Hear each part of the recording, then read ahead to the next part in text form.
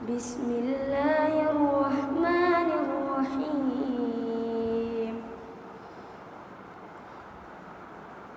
وهو الغفور الودود ذو العرش المجيد فعال لما يريد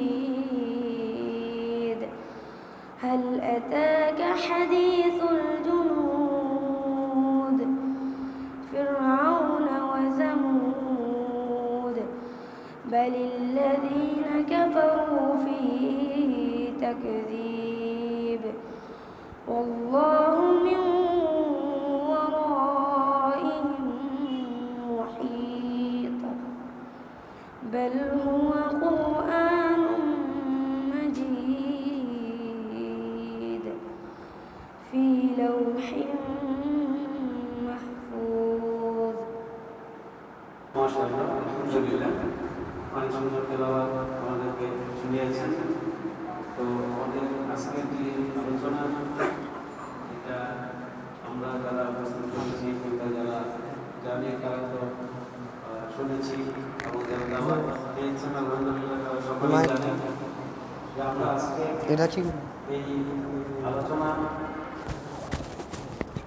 সারা বিশ্বব্যাপী আজকের এই দিন শ্রমিকদের কল্যাণে পালিত হচ্ছে। কিন্তু বাস্তব কথা হচ্ছে শ্রমিকদের আসলে উপকার হয় এমন কোনো পদক্ষেপ আমরা দেখতে পাচ্ছি। আমরা এর মাধ্যমে শ্রমিকদের কিছু উস্কানি বা রাস্তাঘাটে শ্রমিকদের ছোটখাটো কিছু র্যালি এর বেশি আমরা দেখি। তো ইসলামের দৃষ্টি থেকে কোরআন হাদিসে শ্রমিকদেরকে কতটা মর্যাদা দেওয়া হচ্ছে এই বিষয়গুলি আজকে দুনিয়াতে শ্রমজীবী মানুষ যারা শ্রমিক যারা তারা কিন্তু জানেন। ফলে তারা দুনিয়াতেই যেমন কষ্ট করে যাচ্ছে, কষ্ট বেশ করে যাচ্ছে, আখেরাতে তাদের জন্য যে সহজ সেই সহজ বিষয়টা তারা কোনোভাবেই অনুভব করে না, অনুভব করে। তো এই কারণে আমরা যদি ইনশাল্লাহ আজকের এই অনুষ্ঠানের মাধ্যমে তাদেরকে সম্মান জানাতে পারি, তারা যদি আজকে অনুষ্ঠানের মাধ্যমে সম্মানিত বোধ করেন নিজেদেরকে, তাহলে আমার বিশ্বাস যে তারা তাদের নিজেদেরকে সমাজে আর কখনোই অবহেলিত মানুষ মনে করবেন। এবং এই যে অবহেলিত মনে করে একটা বেড়া তৈরি হয়ে গেছে সমাজের মধ্যে, একটা দেয়াল তৈরি হয়ে গিয়েছে যে যারা মেহনত মানুষ, যাদের মেহনতের উপর শিক্ষার যে একটা শিক্ষিত ছেলে কলেজ ভার্সিটিতে পড়ে তার বাবার বয়সী দাদার বয়সী একজন মানুষের সাথে অত্যন্ত খারাপ আচরণ করে। কেন?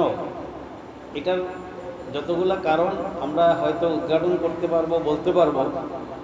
সবচেয়ে বড় কথা হচ্ছে এটাই যে মেহনতি মানুষ, শ্রমজীবী মানুষ উদ্যোগ গ্রহণ করব এই প্রত্যাশা আমরা রাখছি। আমরা ইনশাল্লাহ ওনাদেরকে সম্মান করার জন্য যে উদ্যোগ চিন্তা করেছি এতে আমরা সম্মত আছি কি ইনশাল্লাহ। তো ওনাদের প্রতি আমাদের এই সহমর্মিতা, এই সম্মান, এই উদ্যোগ হিসাবে আমরা আজকের এই আলোচনা সবার আয়োজন করেছি এবং ওনাদেরকে দাওয়াত দিয়েছি। আমরা পরবর্তীতে তাদের থেকে কিছু মূল্যায়ন শুনবো ইনশাল্লাহ। তো পর্যায়ক্রমে আমরা আমাদের আজকের অনুষ্ঠান সদস্যগণ তারা আলহামদুলিল্লাহ ওতপ্রোতভাবে এর সাথে জড়িত এবং তারা এর জন্য যথেষ্ট খাটাখাটনি খাটতেছে। তো আমি এখন আমাদের যারা আছেন ধারাবাহিকভাবে ওনাদের কিছু কথাবার্তা শুনব। আমাদের মাঝে আমাদের এই খাদিমুল উম্মাহ পরিষদের অফিস সেক্রেটারি আলোচনা শুরু করব ইনশাল্লাহ এখনই। শ্রমিক কি কখনো কি খারাপ শব্দ না? শ্রমিকের সাধারণত কিছু থাকে না, তাদের থাকে কি উপরে আল্লাহ সৃষ্টিকর্তা ছাড়া তাদের হাতে কোনো কিছু থাকে না। আর আমরা যারা আছি একটু মোটামুটি লেভেলের মধ্যে যারা আছি, যাদের এখানে বাড়ি ঘর আছে, তারা মনে করে যে ওরা তো আমাদের হাতে কিছুই না, ওরা তো আমাদের হাতে কিছুই না, কেন আমাদের বাড়ি ঘর আছে, সব কিছু আছে। কারণ অধিকার প্রতিষ্ঠিত হওয়া, তার উপরে অপরিত দায়িত্ব আদার পর আধুনিকার প্রাণ আদায়িত উভয় সুসম্পদ সদাচার উপর নির্ভর করে অধিকারের প্রতিষ্ঠান।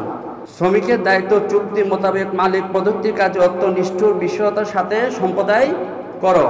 রাসূল সাল্লাল্লাহু আলাইহি ওয়াসাল্লাম বলেছে, তোমরা প্রত্যেকটি দায়িত্বশীল। মানে কারা দায়িত্বশীল? যারা শ্রমিক তারা দায়িত্বশীল। আমার মতন আপনার মতন কোনো ব্যক্তি দুনিয়াতে দায়িত্বশীল না। সূরা বনী ইসরাঈলের মধ্যে আল্লাহ সুবহানাহু ওয়া তাআলা বলেন, ওয়ালাকাদ কাররামনা বানি আদম। আদমের সন্তান মানুষ শুধু তাদের প্রত্যেককে মহান সৃষ্টিকর্তার তরফ থেকে বলা হচ্ছে, ধর্ম বর্ণ নির্বিশেষে, যে সকল আদমের সন্তানকে আমি অত্যন্ত সম্মান করেছি। কিন্তু দেখেন আল্লাহ পাক সম্মান যেখানে করলেন, সৃষ্টিকর্তা যেখানে সম্মান করলেন, সেখানে সামান্য কিছু অর্থের কারণে, অর্থের দাপটে আমি সেইটা কাজটা করলাম না, তাদেরকে মূল্যায়ন করলাম না, তাহলে আল্লাহর কাছে আমার জবাব দিতে হবে। দ্বিতীয় যে বিষয়টা আমি বলছিলাম, যে অনেক সময় আমরা দেখি বিশেষ করে কলেজ ভার্সিটির ছাত্রদেরকে, যারা এখানে আছো কেউ মনে কষ্ট নিবা না, যে তারা তাদের ছাত্রত্বের একটা ভাব নিয়ে এমনভাবে চলে যে অনেক বয়োজ্যেষ্ঠ রিক্সাওয়ালাকে তুমি করে বলে, যেটা শিক্ষার সাথে যায় না। যে অশিক্ষিত, যে মূর্খ, তার ভাষা যেটা, আমি লেখাপড়া শিখেও যদি আমার ভাষা সেটাই হয়, তাহলে ওই মূর্খ লোকে আর আমি শিক্ষা দীক্ষা করে আমার আর তার মধ্যে পার্থক্য কি হবে? আর পার্থক্যই যদি না হয়, তাহলে এই সারা দেশের মেহনতি মানুষের কষ্টে অর্জন করা সম্পদের বিরাট একটা অংশ বাজেট শিক্ষা খাতে ব্যয় করা হয়, মানুষ সেটা অনায়াসে দিয়ে দেয়। কেন দেয়? যাতে শিক্ষিত আলোকিত কিছু মানুষ এই দেশে গড়ে ওঠে, যাদের আচার ব্যবহার কার্যকলাপ সব কিছুতে মানুষ খুশি থাকবে। কিন্তু তার পরিবর্তে আমরা কি পাচ্ছি? এটা অত্যন্ত দুঃখের বিষয়। এমনকি আমরা আজকে যদি দেখতাম যে একটা ভার্সিটির ভিতরে, একটা কলেজের ভিতরে ছাত্র শিক্ষক মিলে এরকম কিছু মেহনতি মানুষকে নিয়ে তারা তাদেরকে মূল্যায়ন করেছে, আমরা আমাদের অন্তরকে বুঝ দিতে পারতাম। আমরা আজকাল এগুলো দেখি না। এমনকি নির্দিষ্ট কিছু বড় রাজনৈতিক দল ছাড়া ইসলামী রাজনীতি থেকে শুরু করে কোনো রাজনৈতিক পার্টিরাই তাদেরকে এইভাবে নিয়ে বসে কাছে বসাইয়া মূল্যায়ন করে না, যে মূল্যায়নটা ইসলাম করেছে, রাসূলুল্লাহ সাল্লাল্লাহু আলাইহি ওয়াসাল্লাম করেছে। তো সেই ধারাবাহিকতারই একটা ক্ষুদ্র অংশ। আমি হয়তো এখানে বেশি লোক দাওয়াত দিতে পারি নাই, আমরা ইন্তজাম সেভাবে করতে পারি নাই, তা সত্ত্বেও আলহামদুলিল্লাহ আমরা যে কয়জনকে দাওয়াত দিয়েছি অনেকেই এসেছেন। অনেকে হয়তো অন্যান্য কার্যকলাপ বা তার হয়তো মেহনতি মানুষ নিয়ে তার কোনো প্রয়োজন আসতে পারেন নাই। আগামীতে ইনশাল্লাহ আমরা এটাকে আরো বড় করে করব, এই প্রত্যাশা রাখছি।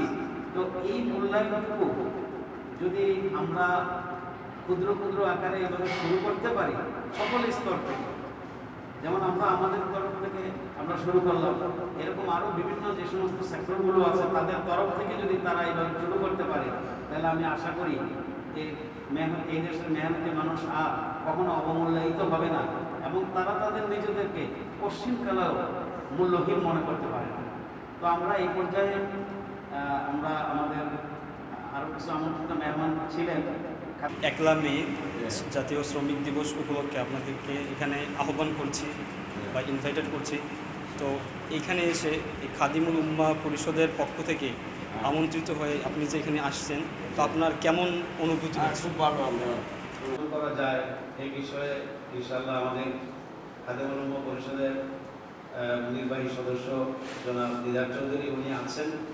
আমি সংক্ষেপে ওনাকে একটু এই বিষয়ে সামান্য কয়েক মিনিট একটু বিষয়টার প্রতি একটু নজর দিতে বলবো, যে আমরা কীভাবে ওনাদেরকে আরও বেশি করে এখানে ইনভলভ করতে পারি এবং ওনাদেরকে আরও সম্মানটা বৃদ্ধি করা যায় এইটার বিষয়ে। আর আপনারা উপস্থিত হওয়াতে খাদিমুল উম্মাহ পরিষদ সন্তুষ্ট, বিষয়ে উনি খুব সন্তুষ্টভাবে একটু কথা রাখবেন। তারপর ইনশাআল্লাহ আমরা আমাদের আছে তাবারুক এবং আমাদের যে আয়োজন ক্ষুদ্র উপহার সেটা আমরা বিতরণ করবো। তারপর ইনশাআল্লাহ আমরা চলে যাব। আসসালামু আলাইকুম ওয়া রাহমাতুল্লাহি ওয়া বারাকাতুহু। আলহামদুলিল্লাহ, والصلاة والسلام على رسول محمد وعلى آله وصحبه উপস্থিত মুহতারাম, কথা শোনা যাচ্ছে? তো আমার ওস্তাদ, আমি হুজুরের কাছে তো আসলে হুজুরের সামনে কিছু বলা আমার আসলে ভয় লাগে। হুজুর সব কিছু আশা করি আপনাদেরকে সব কিছু বলতে বলা থাকবে না, আমি মনে তারপর হুজুর হুকুম করেছেন তাই একটা কথা বলবো। আমাদের আসলে নামটা যেটা আপনারা করছেন খাদিমুল উম্মাহ, তো আমরা অনেকটা হুজুরের যে আরেকটি সংগঠন এলাকার তরুণ যুবকদের নিয়ে সচ্চরিত যুবক আপনারা ওদের সাথে আমরা আসলে একসাথে চেষ্টা করছি আসলে কাজ করার। তো ওদেরকেও আন্তরিকভাবে ধন্যবাদ মোবারকবাদ জানাচ্ছি প্রতিটা প্রোগ্রামে ওদের সাহায্য করার জন্য, এবং তারাও অ্যাক্টিভলি পার্টিসিপেট করে। তাদের সাহায্য ছাড়া আসলে আমাদের প্রোগ্রামগুলো করা যাইত না, যেটা মনে করি। তো আমরা দুইটা সংস্থা মিলেই যে আসলে আমরা খাদিমুল উম্মাহ, খাদিমুল উম্মাহ শব্দটার কথাটার অর্থ হচ্ছে উম্মতের খাদেম, মানে রাসূল করিম সাল্লাল্লাহু আলাইহি ইসলামের যে উম্মাহ তার সেবা দানকারী, আমরা তাদের সেবা দানকারী। আমরা নিজেই উম্মতের অংশ, এবং আমরা আবার নিজেদেরকে বলছি আমরা উম্মতের সেবা দানকারী, সেবক হতে চাই, আপনাদের সেবক হতে চাই। তো আমরা যেহেতু সেবক হতে চাই, তাহলে আমরা কি ধরনের সেবা আসলে দিচ্ছি, কি ধরনের সেবা আমরা অফার করতেছি আপনাদেরকে। তো এটা হচ্ছে, এটার জন্য বলে আরেকটা কথা একটু পিছন থেকে টানতে হয় যে আমাদের নবী করিম সাল্লাল্লাহু আলাইহি ওয়াসাল্লাম বলেন খাতিমুন নবী, যে তিনি হচ্ছেন আম্বিয়াদের মধ্যে আম্বিয়াদের সিলসিলা শেষ নবী, তিনি শ্রেষ্ঠ নবী এবং তিনি শেষ নবী, তারপর আর কোনো নবী আসবেন না। কিন্তু আল্লাহ সুবহানাহু ওয়া তাআলা যখনই দুনিয়া টিকিয়ে রেখেছেন, তিনি তার দিনকে প্রচার প্রসার এবং দিনকে ইসলামকে এগিয়ে নিয়ে যাওয়ার কাজের দায়িত্ব এই উম্মতের উপর দিয়ে গেছেন। আল্লাহ রাসূল সাল্লাল্লাহু আলাইহি ওয়াসাল্লাম তার দায়িত্বটা, যে নবুয়তের দায়িত্বটা, এই দায়িত্বটা দিয়ে গেছেন হচ্ছে আসলে তার উম্মতের উপর, অর্থাৎ আমাদের উপর, যে আমরাই তার দিনকে পালন করব, ধারণ করব এবং পরবর্তী প্রজন্মের কাছে পৌঁছিয়ে দিব। আর এটা কেন প্রয়োজন, যে আমার দিন কেন পৌঁছাতে হবে? দিন না পৌঁছালে কি সমস্যা? দিন না পৌঁছালে যেটা সমস্যা সেটা হচ্ছে যে আল্লাহ কোরআনে বলেছেন যে মানুষ এবং জিনকে তিনি সৃষ্টি করেছেন একমাত্র তার ইবাদতের জন্য। ওমা খালাকতুল জিন্না ওয়াল ইনসা ইল্লা লিয়াবুদুন। আল্লাহ জিন এবং মানুষকে সৃষ্টি করেছেন একমাত্র তার ইবাদতের জন্য, অন্য কোনো উদ্দেশ্যে আল্লাহ সৃষ্টি করেন না। এবং আল্লাহ এও ঘোষণা দিয়ে রাখছেন যে মৃত্যুর পর আবার সবাইকে পুনরুত্থিত হইতে হবে, সবাইকেই আবার উঠতে হবে, সবাইকে আবার জীবন দান করবেন আল্লাহ মৃত্যুর পরে। এবং সেদিন আল্লাহর সামনে সবাইকেই দাঁড়াতে হবে, প্রত্যেকটা মানুষকে দাঁড়াতে হবে। কি সে চাই, সে ধনী হোক, সে গরিব হোক, সে ছেলে হোক বা সে মেয়ে হোক, সে মুসলমান হোক বা অমুসলিম হোক, কালো বা সাদা, যে যে অবস্থায় প্রত্যেককেই আল্লাহ সুবহানাহু ওয়া তাআলার সামনে দাঁড়াতে হবে এবং তার কৃতকর্মের হিসাব দিতে হবে। এবং সেদিন মিজান কায়েম হবে, দাড়িপাল্লা কায়েম হবে। দাড়িপাল্লাতে যা নেক আমলগুলো ভারী হবে তার জন্য রয়ে গেছে চিরস্থায়ী সুখের আবাস, সেটার নাম হচ্ছে জান্নাত। আর যা আমলগুলো বদ আমল যা ভারী হয়ে গেছে এবং নেক আমল যা হালকা হয়ে যাবে, সেদিন তার জন্য রয়ে গেছে চির দুঃখের স্থায়ী আবাস, সেটার নাম জাহান্নাম। এখন আমরা আমাদের মানুষ হিসেবে আমাদের সবারই তো এটাই চাওয়া যে আমরা জান্নাতে চলে যাই, ঠিক না? আমরা সবাই চাই জান্নাতে যেতে, কেউ আমরা জাহান্নামে যেতে চাই না। এখন পৃথিবীতে আমরা জানি যে সবচেয়ে ধনী মানুষ কয়েকজনকে আমরা চিনি,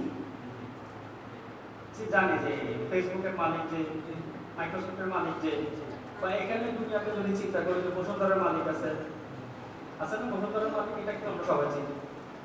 এদের কোনো টাকা পয়সা, ভোগ বিলাস, সুখ সম্পদের কোনো কিছুর অভাব নেই, আছে। কিন্তু বলা হচ্ছে কি আমাদের আল্লাহ পৃথিবীতে অনেক সুখে ছিল, হাদিসে আসছে, রাসূল সাল্লাল্লাহু আলাইহি ওয়াসাল্লাম হাদিস থেকে আসছে, অনেক সুখে ছিল, সব সময় সুখে শান্তিতে একটা এরকম জীবনযাপন করছে যে এরকম ধনী মানুষ, কোনো অভাব নাই, কিচ্ছু নাই, কোনো কষ্ট নাই, সবসময় সুখে জীবনযাপন করা একজন মানুষ এক পলকের জন্য জাহান্নামটা ঘুরায় আনে। তারপর জিজ্ঞাসা করবে যে তোমার জীবনটা কেমন কাটছে, তখন সে বলবে আমি কোনোদিন সুখে ছিলাম না। এই এক পলকের জাহান্নাম দর্শনে তার জীবনের সমস্ত সুখ ভুলে গেছে এক পলকের জন্য। ঠিক আরেক মানুষ যে প্রচন্ড কষ্টে জীবনযাপন করছে, দারিদ্রতা, ক্ষুধা, অসুস্থতা, যেভাবে হোক, যত প্যারেশানি হোক, তার দুনিয়াতে প্যারেশানির মধ্যে জীবন কাটছে। এবং কিয়ামতের দিন তাকে যদি এক পলকের জন্য জান্নাতে ঘুরে আনার পর তাকে জিজ্ঞাসা করা হবে তোমার জীবন কেমন কাটছে, তখন সে বলবে আমি কখনো দুঃখী ছিলাম না। জান্নাত দেখে সে এত খুশি হয়ে যাবে, তার সমস্ত দুঃখ ভুলে যাবে। সুবহানাল্লাহ, আলহামদুলিল্লাহ। তো তাহলে আসলে আমরা দুনিয়াতে যে অবস্থায় থাকি না কেন, আসলে এখানে যদি আমরা কষ্ট থাকি, সেই কষ্ট জাহান্নামের কষ্টের তুলনায় কিছুই না। আর আমরা যদি এখানে সুখেও থাকি, সেই সুখ আসলে জান্নাতের সুখের তুলনায় কিছুই না। তো আমরা যে অবস্থায় আছি আসলে এটা কিছুই ম্যাটার করে না। আমরা কি ধনী না গরিব, সাদা না কালো, ছোট না বড়, বেটে না লম্বা, ফর্সা না কালো, মোটা না পাতলা, কিচ্ছু নির্ভর করে না এগুলোতে। আমরা কি পেট ভরে খাইতে পারতেছি না ক্ষুধা দিয়ে রাত্রি যাপন করতেছি, কিচ্ছু নির্ভর করে না। যে আমরা আসলে আমাদের শেষ গন্তব্য সবাই চাই জান্নাত, এবং শেষ গন্তব্য হিসেবে কেউ চায় না জাহান্নাম, একজনও চায় না জাহান্নাম। কিন্তু আমাদের হাতে কোনো চয়েস নেই, কোনো চয়েস নেই। এখানে আল্লাহকে বলার এটা কোনো উপায় নাই যে কি আমাদের দিন আল্লাহ আমাকে জান্নাতও দিয়েন না, বাদ দেন আমি বেশি আমল করতে পারিনি, আমাকে জাহান্নামও দিয়েন না, আমাকে এমনি রেখে দেন বা মৃত্যু কিছু একটা দিয়ে দেন, কবরে থাকি না। এটা কোনো উপায় নাই। আল্লাহ হয় জাহান্নামে দিবেন, না হয় জান্নাতে দিবেন। এখন আপনি দুনিয়া যেভাবেই কাটান না কেন, হয় আপনি জাহান্নাম কামাইতেছেন, না হয় জান্নাত কামাইতেছেন। এখন কি শ্রমিক ছিলাম, না আমি আসলে ফ্যাক্টরির মালিক ছিলাম, কিচ্ছু আসা যায় না। কি আমি কি গাড়ির মালিক ছিলাম, না সেই গাড়ির ড্রাইভার ছিলাম, কিচ্ছু আসা যায় না। বাড়ির দারোয়ান ছিলাম, না বাড়ির মালিক ছিলাম, কিচ্ছু আসা যায় না। হয় জাহান্নাম বেছে নিতে হবে, অথবা জান্নাত বেছে নিতে হবে। এটা ছাড়া আর কোনো উপায় নেই। আল্লাহর সামনে দাঁড়াইতেই হবে, এবং পুরোটা একটা ফায়সালা আমার জন্য হবেই হবে, হয় জান্নাত না হয় জাহান্নাম। এটা কোনো ব্যত্যয় করবে না। তাহলে আমরা আমাদের আমল দিয়ে, আমাদের জীবন দিয়ে আসলে আমরা কি জান্নাতের দিকে যাচ্ছি না জাহান্নামের দিকে যাচ্ছি? তো দিনের দাওয়াতটা পৌঁছিয়ে দেওয়া এই জন্য জরুরি যে দিনটা পালন করলেই কেবল আমি জান্নাতের আশা করতে পারবো। তো এই জন্য হচ্ছে দিনটা জানতে হবে। দিনটা জানতে হলে তো দিনটা পৌঁছাই দিতে হবে। যেমন আমরা অ আ ক খ এ বি সি এগুলা আমরা আমাদের শিক্ষকদের কাছ থেকে শিখেছি, বাবা মার কাছ থেকে শিখেছি, তাই না? কারণ কি তারা আসলে এই জ্ঞানগুলো আমাদের পর্যন্ত পৌঁছে যাওয়ার দায়িত্বটা পালন করছেন। ঠিক তেমন ভাবে আসলে দিনটা পালন করতে হলে, দিনটা পালন করার জন্য আমাদেরকেও এরকম দিন পালন করার জন্য আমাদেরকে এরকম দিনটা শিখতে হবে, কেউ আমাদেরকে শিখাতে হবে। আমি আমার পক্ষ থেকে, আমাদের যারা আছে বন্ধু বান্ধবের পক্ষ থেকে আপনাকে সার্বিক সহযোগিতা ইনশাআল্লাহ আমরা করব, এবং এই অনুষ্ঠান যদি আরো বড় ধরনের ভাবে ব্যাপক আয়োজন করেন, আমরা সবাই আপনাকে ইনশাআল্লাহ এখানে যা করণীয় আমরা করব। ইসলামের প্রতি আমাদের এটা দোয়া থাকবে ইনশাআল্লাহ। আসসালামু আলাইকুম ওয়া রাহমাতুল্লাহি ওয়া বারাকাতুহু।